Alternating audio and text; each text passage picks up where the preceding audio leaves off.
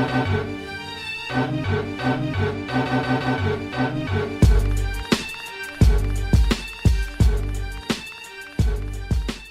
what's up? Welcome to episode 29 of Throwback Hoops. My name is Rob Clayton, and joining me as he does every week is Woody V. Woods, how are you, my man? I'm really good, Robbie. We've had a whole host of guests on the show over the last month or so it's nice to have just you and me back together again doing it. It's more intimate, isn't it? Yeah, I like it. And we're rocking some very old school jerseys today, Woods. So we'll Definitely, man. Soon. So, great to have you as always, mate. So just a reminder where to find us. I think everyone knows by now, but you can check out our videos on YouTube, and of course the podcast is available where all podcasts are found. So please make sure you do rate, like, subscribe, and all that cool stuff as well. So today we'll be speaking a little bit about the NBA playoffs, some award predictions, which is going to be interesting, Woods. Yep. We have a viewer question to go over, some NBL talk, and of course we'll be opening up another classic pack. And due to popular demand, we got the Upper Decks in the house, man. That's the one I've been waiting for. 91, 92, that's the first ever Upper Deck series, isn't it? It would be, yep. It's got those holograms I absolutely love in there, the insert one. So hope we get a good pack. Not easy to source, man, so I'm glad I got them. Yeah. You've done very well. You've done well getting all these cards. Mad respect for that. So, all right, Woods. So as we do every week, we'll start with showcasing our jerseys. Why don't you take us away with that nice old school one you got there? So. Sure thing, Robbie. Why don't you tell everyone? Yeah, of course. So Woody's standing up wearing a very nice looking Charlotte Hornets Larry Johnson champion jersey. We were just commenting before we recorded, it's got L. Johnson on the back. We think that Eddie Johnson might have been on that team, hence the L there. But yeah, lovely jersey, Woods. What can you tell us about that old grandmama? Yeah, so I'm going to get into it a little bit later because our viewer's question covers him a little bit. So I won't leave it all for now. But as you said, grandmama, a super athlete. You think about those Hornets teams with, Alonzo Mourning.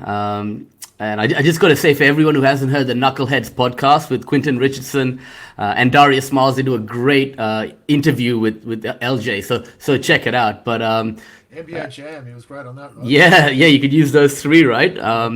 Mourning, Muggsy, and Alonzo. And it was actually a disagreement and a lack of communication between those two that eventually sent him to New York. Those two didn't get along too well, right, Robbie? Interesting. Yeah, so, he was the first pick in the 1991 NBA draft. He's the NCAA champion in 1990. He went to UNLV. He's Stacey Augmon, the teammate of the Plastic Man, and his number's retired. His number 4 is retired by the UNLV Running Rebels. Two-time NBA All-Star, NBA Rookie of the Year in 1992. And I'll speak on it a little bit later how his career was sadly cut short. I like it, Woods. Very nice one. So, all right, I'm doing...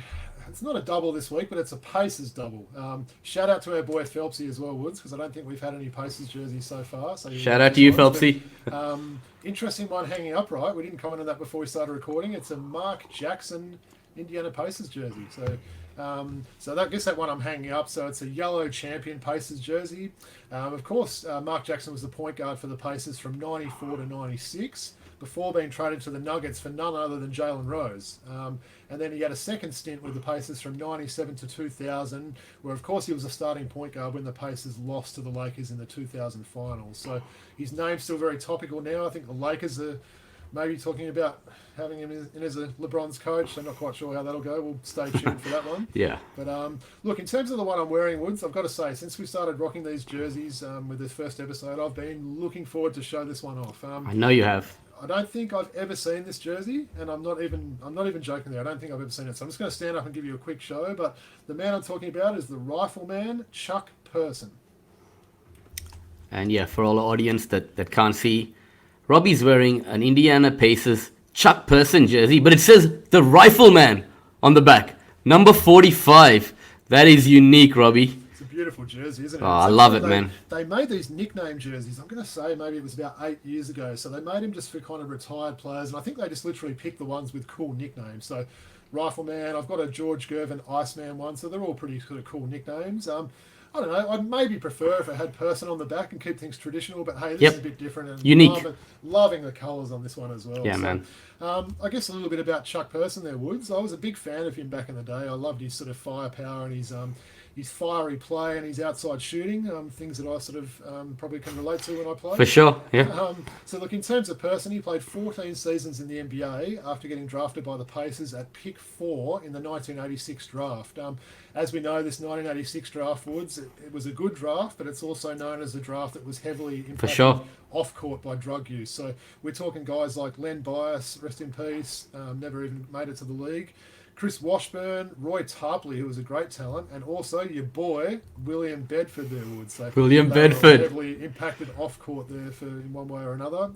So look, the Rifleman went on to play 6 seasons with the Pacers, as well as playing with the Wolves, Spurs, Hornets, and his final stint was with the Seattle Supersonics. Look, not a lot of accolades. I'm not going to be reading accolades for 5 minutes for him like I have for others. He won that Rookie of the Year in '87, which is a great effort after a strong draft. He also won a ring with the Lakers as an assistant coach in 2010. So since then, Person coached his alma mater, Auburn. It didn't actually end that well. So he's actually had some issues there. So he was charged with bribery and corruption and subsequently fired from that position. So didn't quite end well there. Some people may remember the surname Person. So his younger brother, Wesley Person, played 11 seasons in the NBA. So he was had a different sort of game than Chuck Person, but also was a great shooter. So I think they had some of those skills together.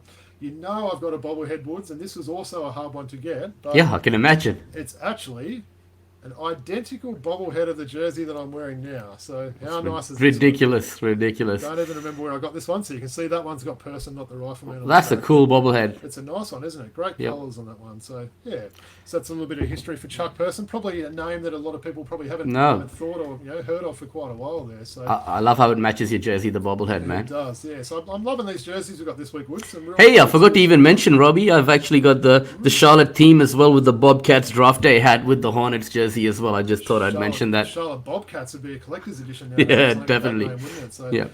Awesome, Woods. All right, we might get straight into it. So, look, obviously there's a lot going in the NBA at the moment. The NBA playoffs have commenced. So I thought we might just maybe speak a little bit about that, Woods, before we sort of get into some predictions there. So I guess we'll start it off. The first thing, maybe if you could sort of let us know a team or teams that have impressed you so far, and also who's maybe disappointed you. And also, I guess just let the audience know we are recording Wednesday the 20th of April, so most series are about 2 games in, I think, at this stage. So yeah, what are your thoughts so far, Woods?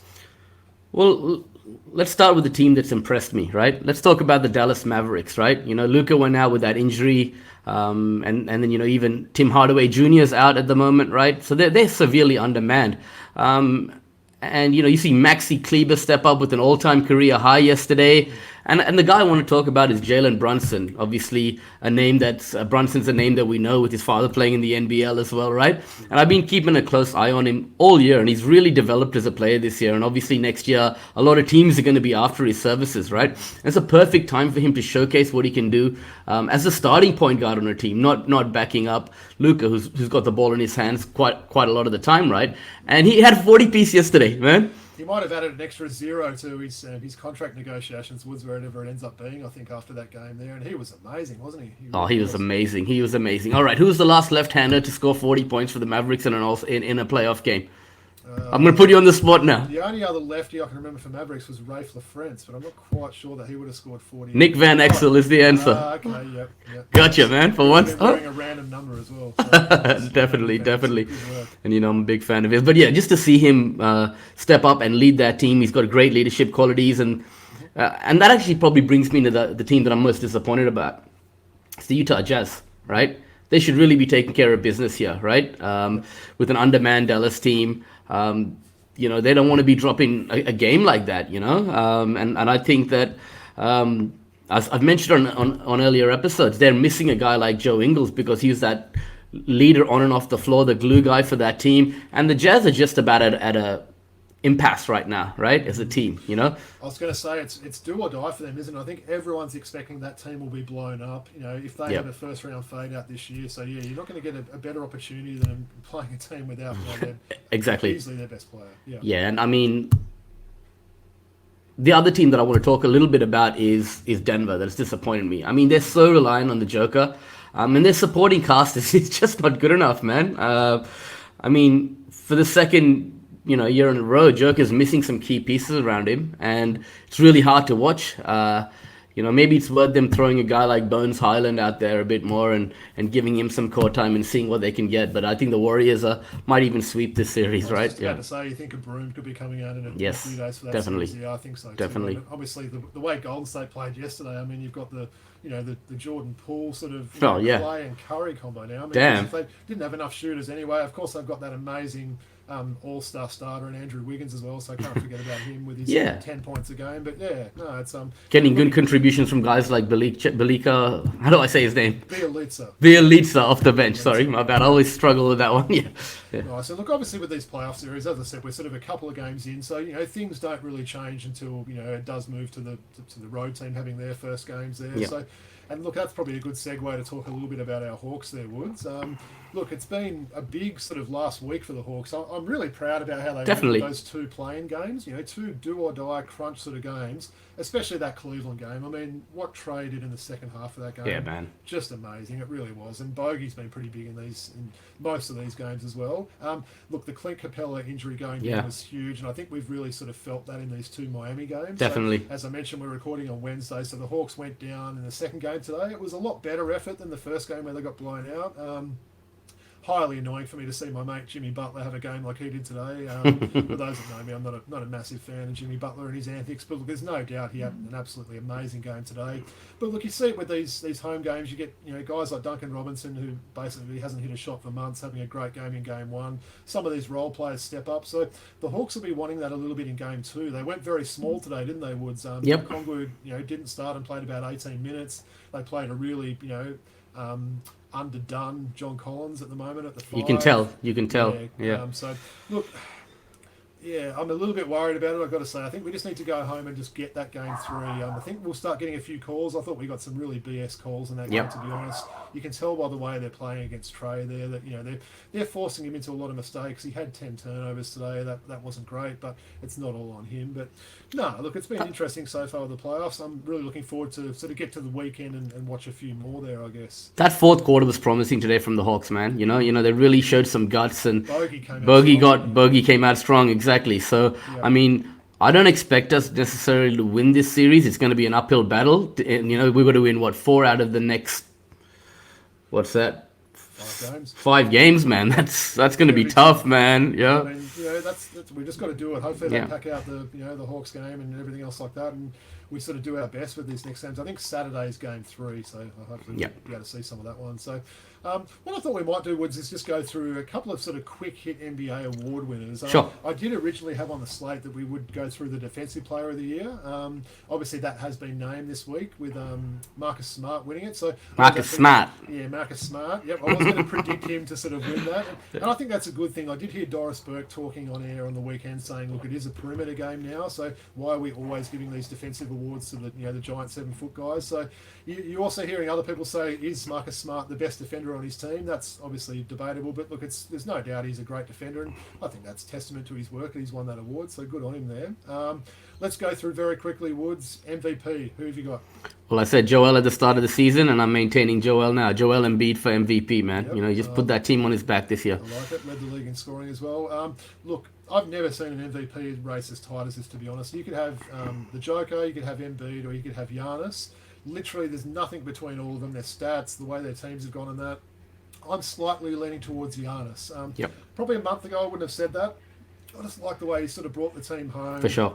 Can't argue with that. Offense and defense and everything as well. So I'll say Giannis. Look, the only other prediction we'll go through, we're going to name our 3 All-NBA teams. So I know I'm a little bit crazy with this sort of stuff, Wood, so I spent a good hour or 2 the other night doing this, just for my own benefit to sort of do that. I got a little bit creative. I'm going to put it out there straight away now. I got a little bit creative, potentially putting people in positions where they don't play, but you're allowed to do it. There's no rules against it. One thing I did say to you as well, Woods, I'd like to see the NBA give a few more parameters for doing this. So maybe a certain amount of games played. I was looking at the 70% game mark, which was around 57 games, which just allowed guys like Morant to be in it, and Durant was kind of just under it. But see how we go with that. But I'd also like to see the positions a little bit more sort of worked out. Sure. And maybe do we have to have positions? Can we just name 5? You know, I'm going to sort of pull a bit of a Swifty and have the Joker at forward. Why can't we have the Joker at guard, where the guy basically controls the ball for his team the whole game? So anyway, that's a story for another day, Woods. But look, let's go through. Do you want to start off and give me your first team, and then I'll go on and tell you mine? Yep. So my first team is Luka and Steph at the guard position, Stephen Curry and Luka Doncic. At forward, I've got Giannis and Jason Tatum, and at center, I've got Joel Embiid. Nice. It's hard to argue with that. I did say the other day, I don't know that Curry deserved a first team there. I think his percentages are way down. I think he started the year great, had a few injuries. I think he struggled quite a bit towards the end of the year, but look, it's hard to go past what he's sort of done on a good team there. So my first team, got a little bit creative with putting Jason Tatum at the guard spot. I've got Tatum and Booker, so I've got two sort of no real traditional point guard there. Yep. And I've got a giant front line, the biggest front line of all time, in Giannis, the Joker, and Embiid. So that's my first team there. Who you got for your second team? Yeah, so my second team, I've got Booker and Ja Morant at the guard positions. I got Kevin Durant and DeMar DeRozan at the forward positions, and Jokic at center, Nikola Jokic at center. So yeah. It was quite hard for forwards, wasn't it? I think the centres were, there's even a few centres that'll miss out. There's a lot of good point guards and shooting. Well, not a lot of shooting guards. There's one or two, but the forward position was pretty hard. So on that, my second team, call me a homer all you want, but I've got Trey in the second team. Yep. Look at his numbers. Not fair. Tell me I'm wrong. Also, love the fact that he played more games than any of these other players we're talking about here. He didn't play the full slate of games, which no one does these days. But so I've got Trey there along with Ja Morant. I've got Luka at forward. Hey, I'm allowed to do it. Fair enough. Why not? Yep. I've got DeRozan, who you also had, and then I've got my boy, the big cat, at the centre. So that takes us to your third team. Take it away. Yeah, for sure. And I've got our own Trae Young in that third team. I thought maybe Morant Booker could fall down to that third team, but I just thought, thinking about it and the way their teams did, I'll have Trae in the third team at the guard position alongside Chris Paul.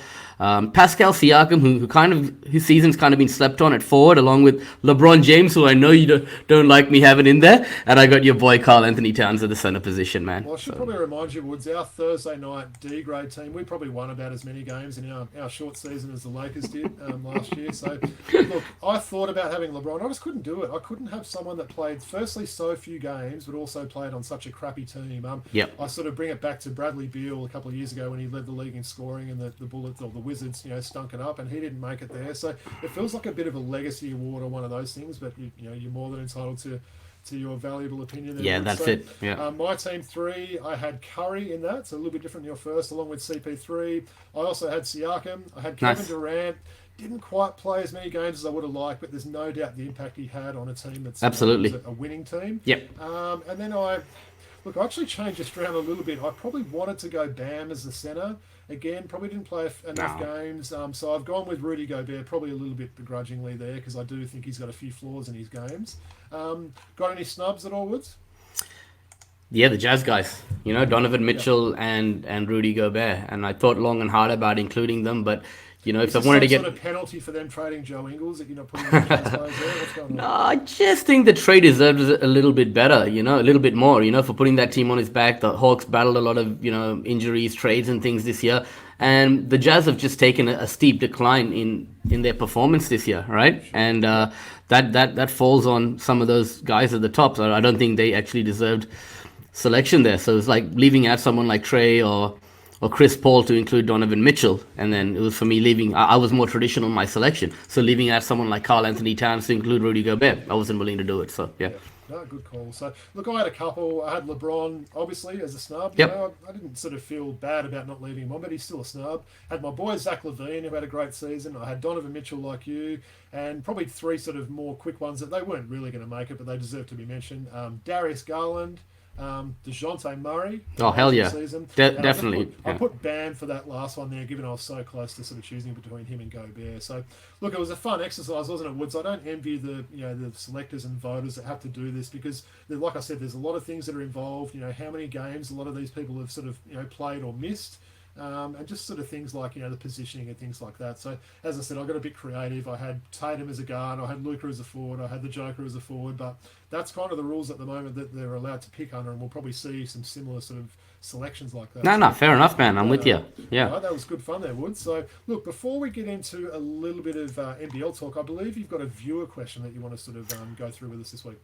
I do. And this question comes from Sudi, who's someone I've known for a while, and he's a big fan of the show. And he said, look, I got a question for you guys. I'm going to send it in. It's been a while since we did a viewer's question, Robbie. So I thought, let's do it. So Sudi, thanks for sending it in.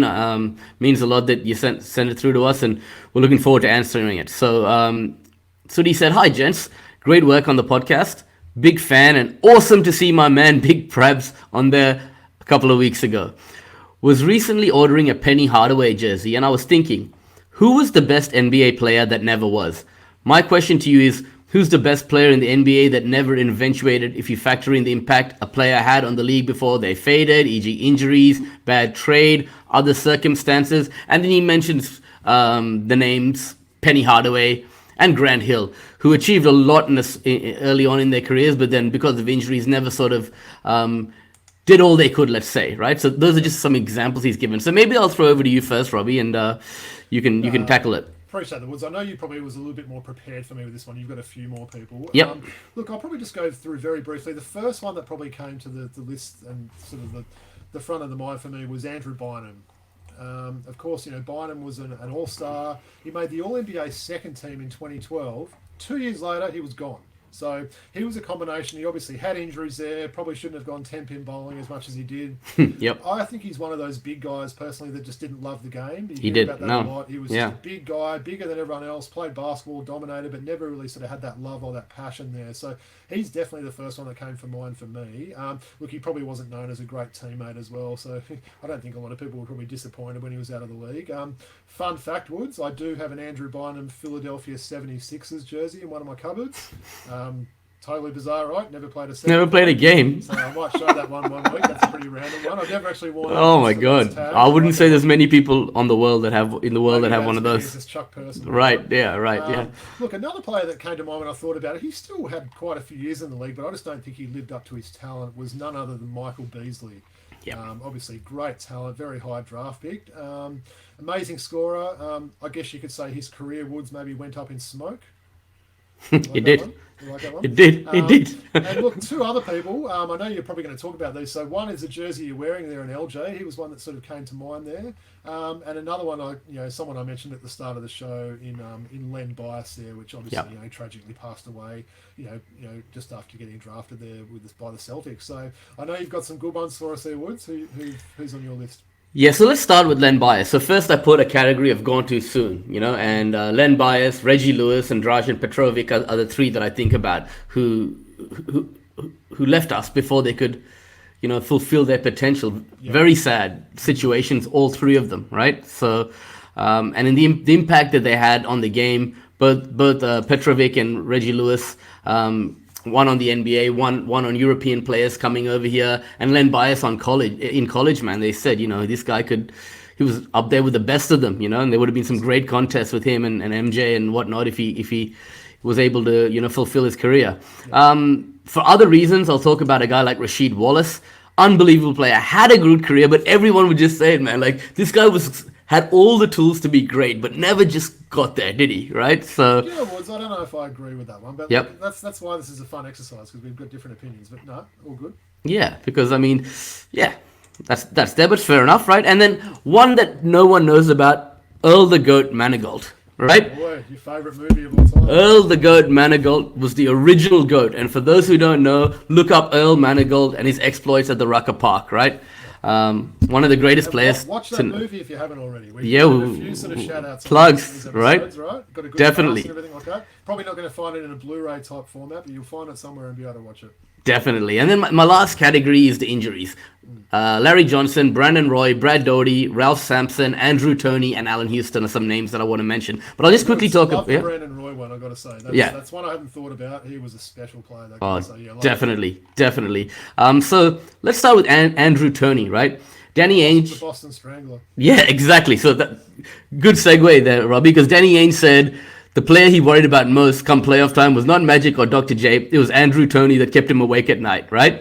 And if it were not for injuries, Tony would have been a Hall of Famer. That's what a lot of people say. And Charles Barkley once stated that he was the best player I ever played with. So Andrew Toney there. Brad Doherty, we've spoken about him on this show before, Robbie, right?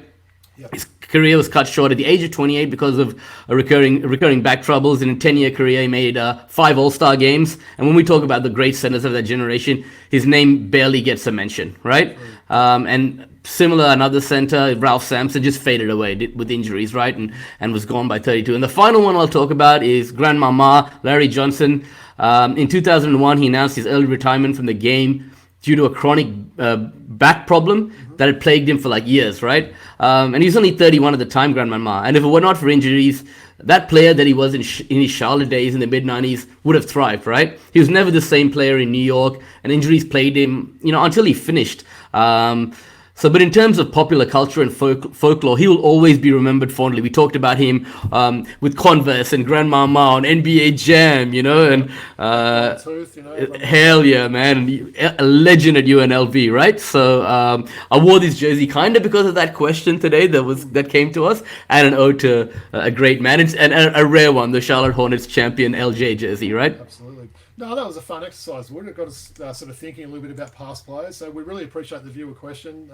And look, if anyone's got any other questions they want us to sort of tackle, whatever it is, send it in. If it's a good one, we'll pick it, right? Thanks, Udi. Really appreciate you sending that question in. Much appreciated. All right, Wood. So I think we might get into some NBL now. So 1 round to go, right? And what a big round we've got coming. So the games will sort of kick off tomorrow. So yeah, round 20 is in the books. Wanted to sort of only see in that round what stood out to you. I probably do need to mention one, Dusty Hannahs. Oh, yeah. So I actually believe he may be a big viewer of our show, right? So he clearly heard me talking about it in the last couple of weeks, or quite a few episodes in a row now. And I think he might have come out and tried to say, all right, Woody and Robbie keep talking shit about me, so I'm going to come out and I'm going to beat their teams. And that's exactly what he did there. So shout out to Dusty Hannahs. I'll give you respect there. I'll tell you what, Robbie. Now it's that time of year where he's looking for his next job, man. You know, right? But Dusty Hannahs, if you are listening, still the worst import combination I've ever seen in the NBA. All right, Woods, give us some thoughts on that round. I think the Jack Jumpers is someone we've got to talk about, man. There's a chance your Perth Wildcats, and I'm serious, might not make the playoffs. And I remember you did the team preview for the Jack. Well, I did the team preview for the Jack Jumpers, and you commented, "What are you just looking at that roster? That does not look very strong, does it?" And I kind of agreed with you. It was all the Wildcats, discards plus a couple of imports. So yeah, I think everyone thought of it. Yeah, they're looking at a 17-win season that might not even make the playoffs. And I got to say it, like, Homicide is right again, man. He talked about two-way Magne. He talked about LaMelo Ball. He comes up with all these hot takes, but he was the only one who said it at the start of the season. So Homicide, man, shout out to you once again for getting it right. So that's the one thing that stands out to me, that the Jack Jumpers just won't go away, man. Well, we also said it early on. They probably would become people's second team, wouldn't they? They've got. The name's questionable, but they've got cool jerseys. They've got some cool players on the team. They've got a coach who I think everyone's got behind and love his sort of passion and enthusiasm there. So I totally agree. I mean, they could sort of beat Melbourne this weekend and still miss out. So I think the equation for people that are sort of living under a rock at the moment, Wildcats need one win basically. So the Wildcats play Illawarra Friday night, I'm going to say. Yep. And then they play Sunday in the last game of the round against Southeast Melbourne. So it's going to come down to that. Of course, if Tasmania lose to Melbourne, who's more than likely wrapped up first spot. I think they have, haven't they? That would mean the Wildcats are in. But yeah, it's a big sort of weekend coming up and a huge weekend for my Wildcats. I mean, we're playing and Southeast Melbourne, they've got some guys that have, people have been talking, ill stuff about all week sort of thing. They'll want to come out and finish the season off well. I know they'll probably be playing a bit looser than normal. So that is a tough game on Sunday. And that Wildcats against Illawarra game on Friday night. Whew, like, Robbie, listen, if Illawarra beat the Wildcats in that game you speak of, right? Yeah. If I was Coach Vickerman, man, I would be sitting everybody. Like all my stars, right? Not necessarily throwing the game, but you get what I'm saying here, right? Yeah. Like, you'd rather Floyd, Bryce Cotton, and Vic Law in a playoffs. Yeah, man, right? Yeah. So it'll be interesting to see what happens there, and then if that occurs, that last game of the season becomes so important, right? So absolutely. So on to this round, Woods. I know you're pumped for the game on Sunday, the 24th of April. Yes, definitely. Hawks Yeah, and Kings, you're going to that one. I am. Wanted to also see if you're pumped for the Starlight Celebrity game. It's featuring our boy Brad Rosen playing in it, right? It is. I'll be going there a bit early. I think it tips off about an hour before it's the entree to the main game. Let's say we got the Premier of New South Wales playing. So it's two teams basically. One coached by legend Steve Carfino and the other one by legend Shane Hill. And you got Dan Ewing, who's a huge fan of the game of basketball, who's going to be playing Joe Healy, Nick Kyrgios, Matt Logue, Anthony Mundine Jr. versus Anthony Mundine Sr., Brad Rosen, as you said, Belinda Russell from Channel 9. So, yeah, it's going to be really fun to watch. And, yeah, I'll probably sit there, have a hot dog and a beer as I wait for the main event. And just for the main event, I'm hearing it through the grapevine that this crowd is going to be possibly one of the best crowds ever to come to a game in Sydney's history, like upwards of how many we had for that LaMelo Ball game when the Sydney played the Hawks. So it's a public holiday on Monday, so I strongly suggest that you get out there and watch this game because it could have implications on second and third spot and who's going to get home court advantage in the playoffs. So, yeah. No, cracking game. Looking forward to see that one as well. So, all right, we might talk about this round 21, Woods, just a little bit further. So we've got 8 really big games this week over 4 days. So we've got the Thursday, Friday, Saturday, Sunday games there. So it's going to be a pretty congested schedule there, I guess. So, look, we'll just briefly sort of go through these. So the first game tomorrow night being both of your teams, actually, Woods. What are you going to do there? So we've got Cairns playing against the Kings. What are your thoughts on that game? I think Cairns have just, kicked in the towel a little bit. Good to see the young kid, Ben Air, like balling out, man. The guy's going to get a contract next year. I think Cairns are setting up for next season. Jarrell Martin will be back. He was, I think there was a bit of a flu virus going through the Kings team last week, so I see that the Kings should take care of business quite easily there. No, yep. Agreed. So in that next game, look, obviously it's basically a dead rubber game. We've got South East Melbourne against Adelaide. Probably if I'd have done this a week ago, I would have said South East Melbourne easily, but Adelaide were very impressive in those 2 games last weekend. Saying that, I still think South East Melbourne will get up, but might be a better game than we're expecting. All right, you can take us away with the Friday night game, Woods. Wildcats, Hawks. Who do you like? Look, Vic Law's out, right? From what I hear, or is that a definite? I haven't heard 100% for sure, but honestly, that guy worries me. He seems to go down in a heap every probably second or third game. So yeah, I'd be surprised with the way that looked.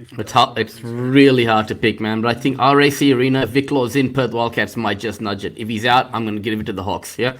Fair call. Look, the next game, Tasmania against Melbourne.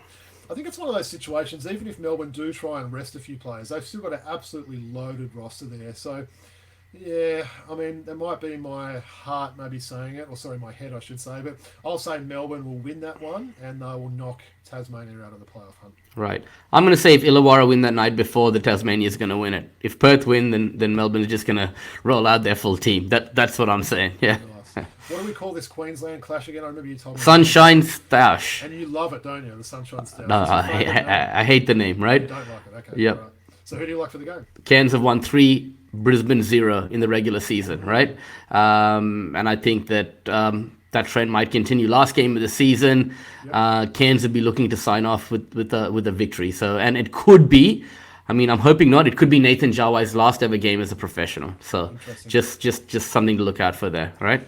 The next game, New Zealand Adelaide. Not even going to talk about this game, but all I will say is one thing: is New Zealand got anyone left? Obviously, Basson and Usman Deng are basically been released from their duties. Yanni Wetzel's already in Europe, sort of thing. So who knows? We might see Rob Lowe putting up another big stat line. Rasmus Buck. Yeah. You know what? I'm going to actually give myself a night off whenever that game. When is that game? Sunday afternoon. I'm not going to watch that one, Woods. I've watched too much. I'll be already watching the celebrity game by the time that game finishes. I'll be commentating NBL 1 at that time. So you will. Excuse not to be doing it. So, all right, Sydney and Illawarra.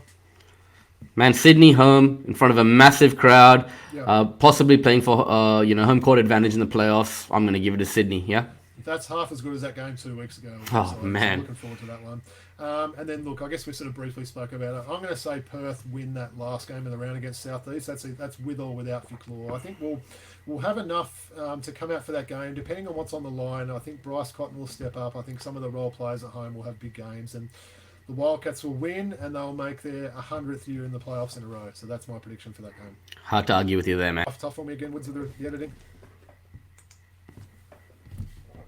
All right. So, Woods, appreciate that. A big sort of final round coming up. So, what we might do now is get into your favourite part of the week. What do you reckon? We'll do some classic packs. For sure. And as I said, I've got the upper decks here today. Nice.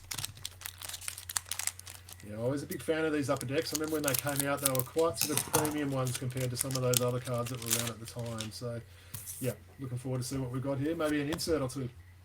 All right. So West All-Star. Okay. Golden State Warrior, part of the Dream Team.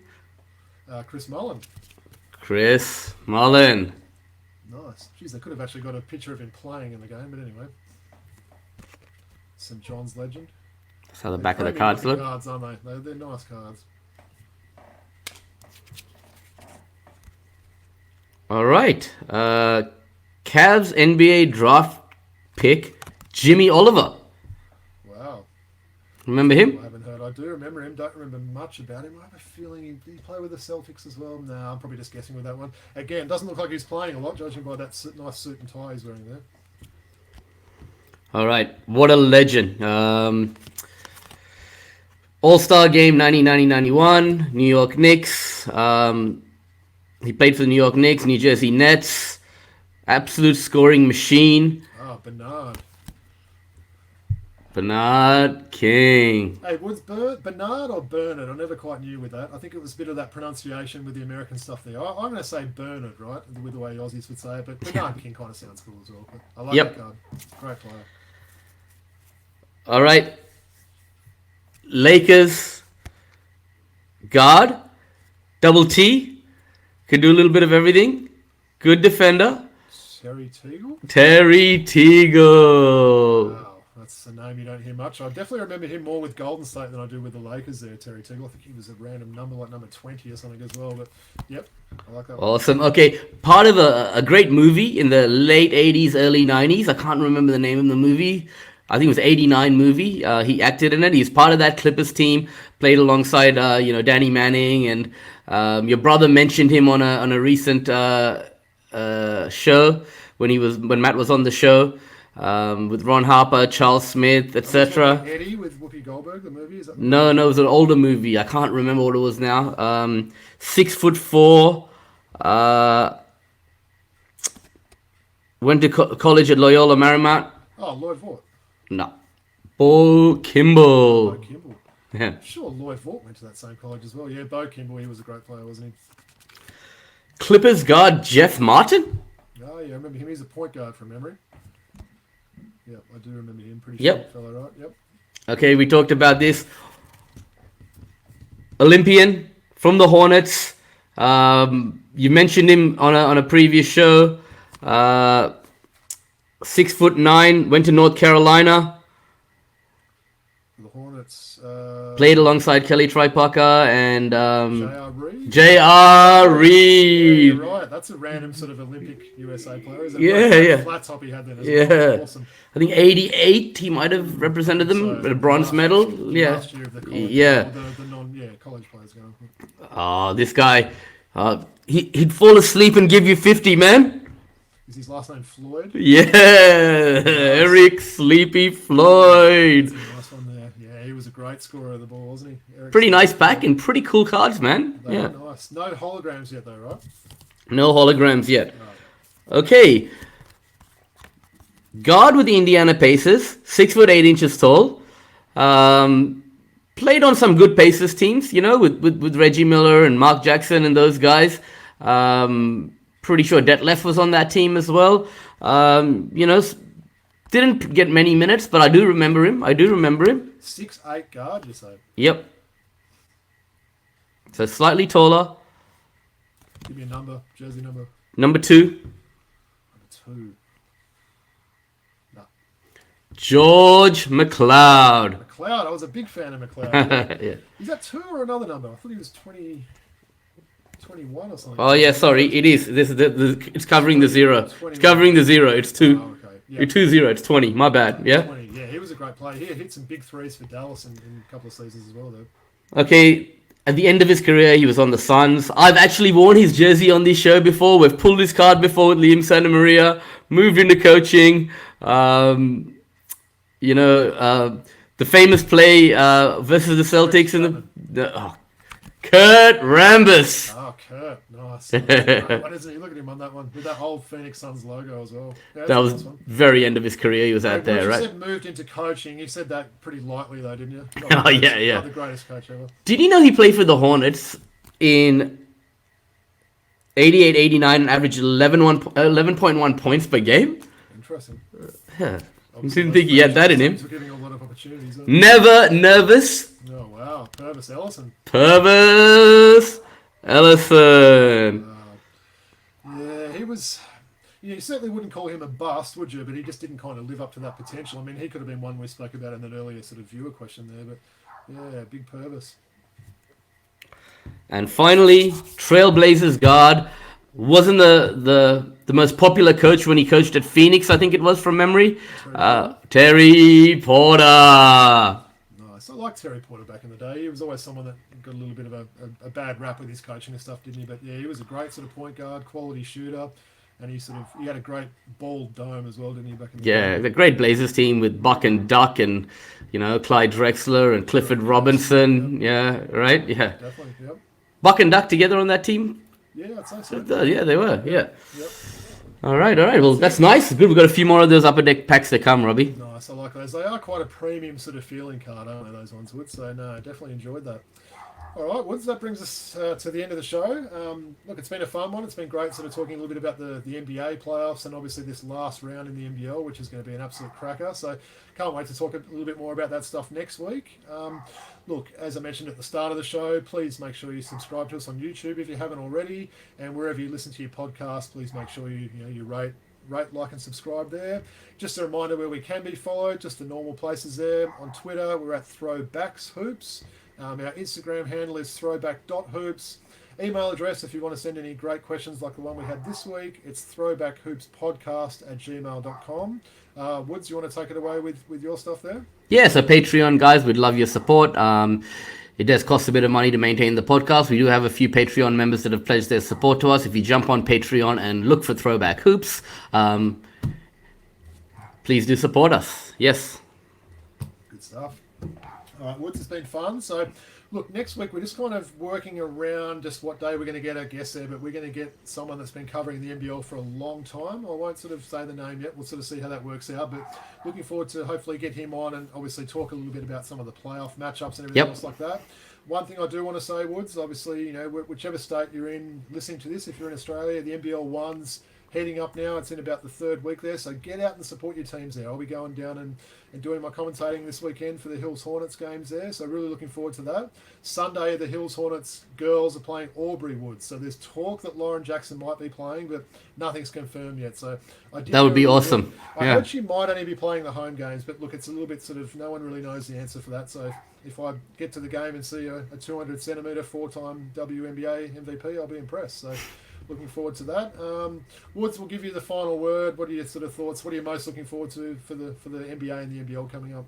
Yeah, just looking forward to, it's a long weekend, as you said, to watch some of those games this weekend and to get out to that game on Sunday. It's actually my dad's birthday on Sunday. We're doing a little bit of a dinner, so lucky the game's at 3 o'clock and I can watch the game and head to it after. And anyone in Sydney or even in New South Wales, in the greater New South Wales area, I would strongly suggest you head out to the entertainment centre on Sunday and watch the game. And as Robbie alluded to, please support the NBL 1. And Woods, a shout out and a happy birthday to Raj. Make sure if he's either listening to this, you'll hear it. Otherwise, just pass on my best wishes anyway. So no worries. All right. Just wanted to thank everyone for tuning in. It's been great. Can't wait to do it all again. Peace out from the Throwback Hoops crew. Thanks, Robbie.